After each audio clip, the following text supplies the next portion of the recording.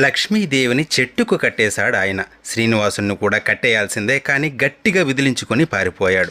వాళ్ళు చేసిన తప్పేంటో తెలిస్తే నవ్వొస్తుంది. అనంత ఆల్వార్ ప్రతిరోజు పూలను అల్లి స్వామికి సమర్పిస్తారు. లక్ష్మీదేవికి ఒక కోరిక కలుగుతుంది. స్వామి, ఈ పూలమాలలు ఎంత బాగున్నాయి, ఆ పూల తోట ఇంకా ఎంత బాగుంటుందో ఒకసారి వెళ్ళొద్దాం అంటుంది. ఇక శ్రీవారు దేవేరు కోరిక కాదనలేరు కదా. ఆ రోజు రాత్రి తోటకు వెళ్తారు. ఎంతో ఉల్లాసంగా విహారం చేస్తారు. ఇలా రోజు జరుగుతూ ఉండేది. అనంత వారికి కోపం వచ్చేసింది. ఎవర్రా తోటను నాశనం చేస్తున్నారు, ఎలాగైనా పట్టుకోవాలనుకొని ఆ రాత్రి మాటు వేస్తాడు. ఇంతలో పొదల్లో సందడి వినబడుతుంది. ఒక్క ఉదుటున దూకి ఇద్దరి చేతులను చెరో భుజం క్రింద గట్టిగా పట్టుకొని లక్ష్మీదేవిని చెట్టుకు కట్టేసేటప్పుడు శ్రీనివాసుడు విదిలించుకొని ఆలయం వైపు పరిగెత్తాడు. మరునాడు స్వామివారు అర్చకునిలో పూని అనంతాల్వారి తోటలో లక్ష్మి బందీగా ఉంది, విషయం చెప్పి విడిపించుకుని రమ్మని చెబుతాడు. విషయం తెలుసుకున్న అనంతుడు అమ్మవారిని పూల బుట్టలో కూర్చోబెట్టుకొని తీసుకొని వచ్చి అప్పగిస్తాడు.